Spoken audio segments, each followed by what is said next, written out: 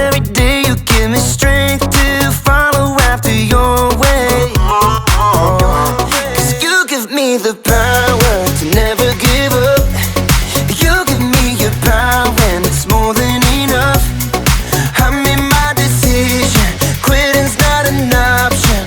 No matter how hard it gets, I know I'm in, 'cause you give me the power. Yeah, you give me the power.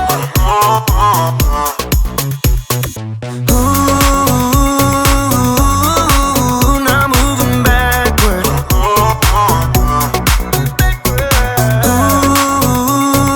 Ooh, I'm moving forward.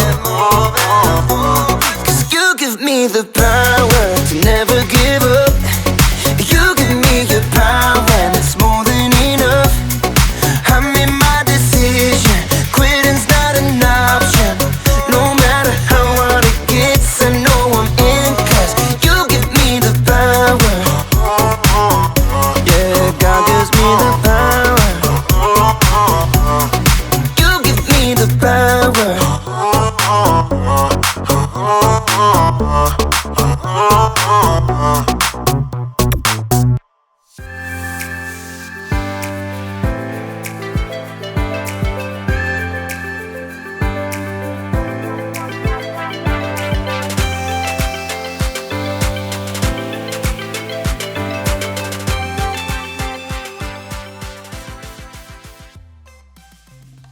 Welcome to Story Lab. This week we're talking about grit, while we take a look at the story of someone with a very colorful wardrobe.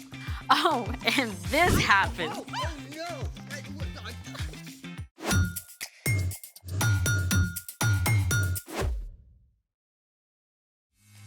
Hey, I'm Amaya, And I'm Zeke. and we are here to talk about grit. I think there's some confusion about what grit really is. Well, grit Is is grit a delectable breakfast dish from the American South? no, grit is actually Grit is refusing to give up when life gets hard. yes, and you need grit whenever you're facing any kind of difficult challenge, like when you're learning how to do something new, like riding a bike or a skateboard. Or when you're dealing with a hard subject in school like social studies. Yeah, or science or art. Art's not hard. It is if you're not an artist. True. Sometimes you need grit just to get through everyday life. Also true. So let's put that to the test with today's super cool experiment that uses both science and art. It's magic milk. 1, 2, 3. Let's make it. We're making magic milk. Tell them what we've got here, Zeke. Of course, we've got a glass pie plate, food coloring, dish soap, cotton balls, and of course, the milk. All right, so the first step into turning this regular milk into magic milk is to, The first step is to open the bottle. Here, you need some help. no, wait, no, I got it, Here, I got it, just I got it, I got it. Oh, no. Wait.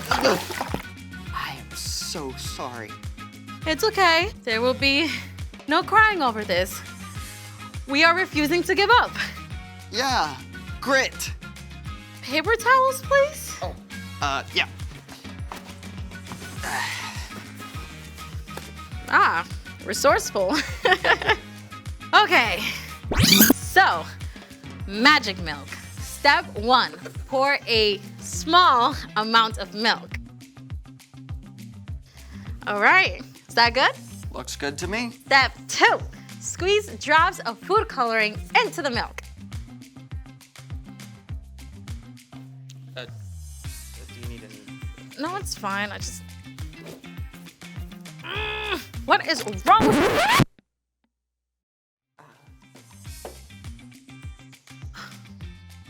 You know what? Let's just skip this whole thing. It's time The for... story. No. Keep going. Fine, you do it. Step 2, squeeze food coloring into the center of the milk.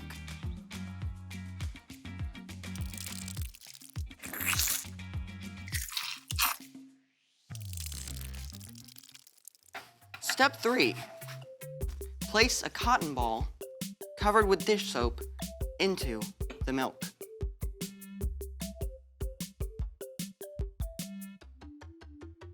Whoa. Nice. Let's get that again. You want to know why it happens? Go on. You see, whole milk has all these fat molecules, but when dish soap is dropped right into the middle, the soap molecules race around, bonding with all the fat molecules, creating a giant swirl of color. Well, Still green. But now it's time for... The story before the story. Today, we're in the very first book of the Old Testament, Genesis. God created the whole amazing world, but people turned away and broke their relationship with God. still, God had a plan. God called Abraham and Sarah and promised to bless the whole world through their family. Abraham and Sarah had a son, Isaac, who had a son named Esau and a son named Jacob. Jacob had 12 sons, Including the next to youngest, Joseph. And Joseph is the hero of our story. and go. Hey everyone! Hey, Ryan. Oh boy, you better strap in because we are in for a bumpy ride with Joseph. Joseph was second youngest in the family, and he was his father Jacob's favorite son. Jacob gave Joseph a beautiful, expensive, colorful robe. Joseph started having dreams, and he couldn't keep them to himself. He had to tell his brothers. We were harvesting grain, and all your grain bundles bowed to mine. And in my other dream, the sun and moon and stars bow to me. That's like Mom and Dad and you guys. Great way to make your big brothers like you, huh? Joseph's brothers were very jealous of him. So when Joseph's dad sent him to check up on his brothers out on the fields, they snapped. Here comes that dreamer. Let's get rid of him.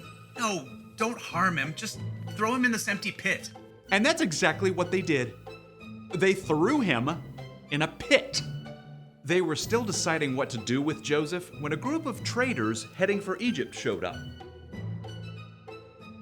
Let's sell him to these traders. Joseph was sold by his very own brothers.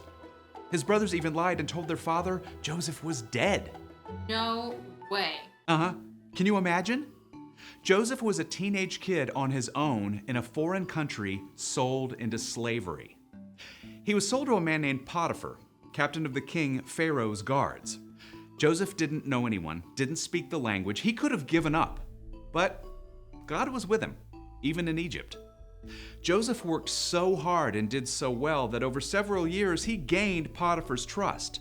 Eventually, Potiphar put Joseph in charge of his entire estate. Things were finally looking up for Joseph, until they fell apart. Again. Potiphar's wife was sneaky, and she wanted Joseph to do something wrong. When he refused, she threw a tantrum! He tried to hurt me! Throw him in prison! Now, Joseph was on his own, enslaved in a foreign land, and in prison. Yeah, it was time for him to have an epic pity party, right?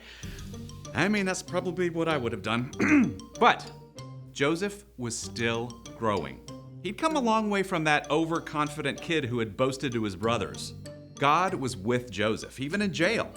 Joseph still worked hard, taking care of chores, helping other prisoners. The man who ran the jail was so impressed he put Joseph in charge of everything. One day, 2 brand new prisoners arrived, straight from the royal palace. The Pharaoh's royal baker and his official drink taster. Joseph made sure they were comfortable. Well, as comfortable as you can be in jail. But one morning, both of these guys showed up at the breakfast table looking pretty upset. Why do you look so sad today? We both had dreams. But no one can tell us what they mean. Only God knows what dreams mean. Tell me what you saw. Ah, now we're back to where we started, right? With dreams. The drink taster told of seeing a vine that budded and grew bunches of grapes. And then the drink taster squeezed the grapes right into Pharaoh's cup. Pharaoh will release you from prison and give you your job back. Yes! When he does, please put in a good word for me. Well, after this, the baker was excited to hear about his dream, where baskets of bread sat on the baker's head and birds ate the bread. Pharaoh will release you from prison and have you killed. What? That's pretty awful news to have to give someone. But it happened just as God had revealed to Joseph. In 3 days, the baker was killed. But the drink taster was released from prison and given his job back. Now the drink taster will remember to tell Pharaoh about me and I'll get out! So, you think the drink taster remembered? Yep. Nope. So, Joseph was still stuck alone, in a foreign land, in prison, forgotten. But even then, God was with him. The end. For now. Wait. You can't leave us hanging like that. Yeah, things got better for Joseph, right? Well, I don't want to give the whole story away, but spoiler alert, God used Joseph in a big way. And fast forward hundreds of years later, God would use Joseph's family to bless the whole world through Jesus. But none of that happened right away. So, what's our part in the story? Well, just like for Joseph, there are going to be days when things don't work out neatly for us.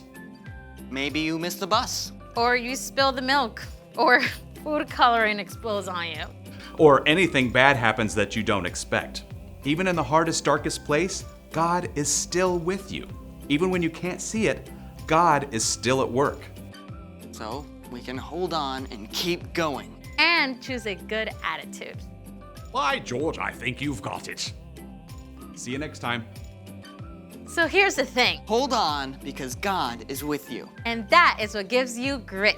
Thanks for joining us in the Story Lab. See you next time. I need grit.